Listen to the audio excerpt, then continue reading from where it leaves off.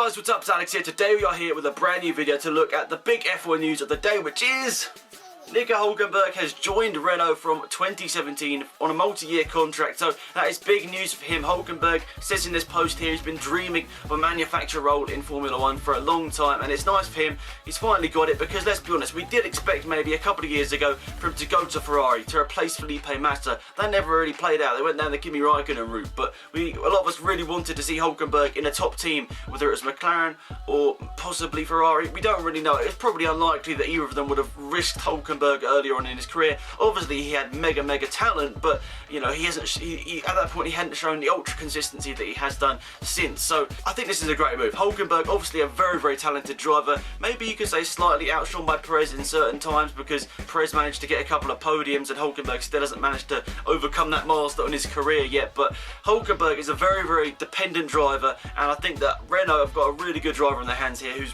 most likely going to be challenging for podiums in the next couple of years. I don't think Renault are going to be particularly on the podium maybe next year, but you know, 2018, 2019, they've surely got to be looking at that, because they're a manufacturer team at the end of the day, guys. This year's car obviously was mostly developed, I think, by Lotus, and yeah, with the Mercedes power plant and all that, it wasn't really sort of fitted properly for this team and this sort of lineup. But they've managed to somehow make it work and get a couple of points down the line, which has put them ahead of Manor and Sauber. Sauber have had a terrible year, haven't they? I always forget that. I mean, I'm always thinking like Sauber, they're a pretty decent team, but this year and the last couple of years they've been absolutely dreadful. So for me personally, I'm looking forward to this lineup a lot. Obviously we've only got Hulkenberg confirmed at the moment, but my friend Will actually messaged me saying that today was apparently supposed to be Magnussen's deadline, that he didn't want to wait any longer to know whether he was racing for Renault next season. So this could be an indication here that Kevin Magnussen will not be racing for Renault next year. I haven't seen any more rumours about whether it's going to be him or Palmer, but at this point it's looking much more likely that it's going to be Palmer than Magnussen at this point, because Magnussen set a deadline. He hasn't had any sort of idea or any reply from that deadline about whether he's going to be racing for this team, Renault, next year. So it's looking quite likely that Julian Palmer could be the person alongside Hulkenberg at Renault. But what are the other options, you may be asking? So there's a couple of people I can definitely mention off the top of my head here. Esteban Ocon, he's actually had a pretty bad year, to be fair. In DTM he wasn't particularly fast, and he hasn't really done too well in Formula 1 since he got here. Obviously I realise it's very hard to switch from DTM, then I'll go over to F1 with like very minimal testing, but basically obviously he's a French driver, which they'd love to have as a French team, but also he has tested for them on multiple occasions in the past.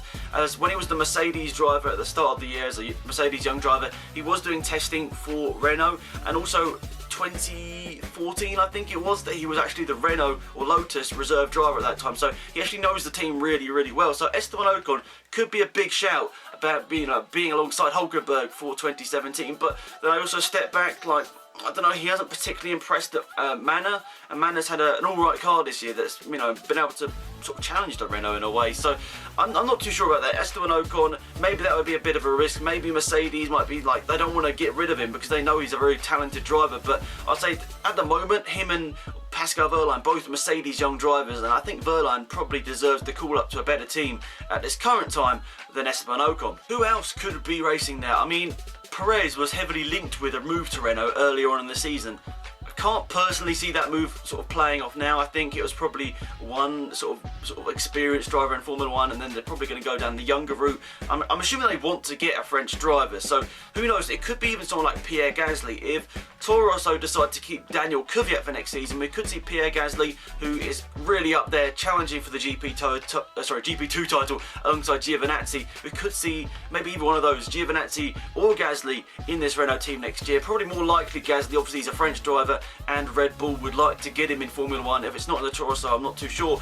Or maybe, I'm sort of just throwing names out here at this point, but I'd love to see Daniel Kvyat in this car, because I think he's deserving of a move in Formula 1 outside Red Bull. I think if he just gets rid of Red Bull, I think he can really start kick-starting his career again, because he is a very talented driver. He absolutely dominated in junior Formula, but it's just, you know, since he got kicked back down to the Toro Rosso, it's not quite worked out for him. So I think this can be a really interesting sort of end of the transfer window in F1, guys. Let me know in the comment section down below what you'd like to happen, whether you support a certain driver, you'd like to see him in a certain team. Let me know in the comment section down below. Until next time, it's been Alex, I'm out here. Goodbye.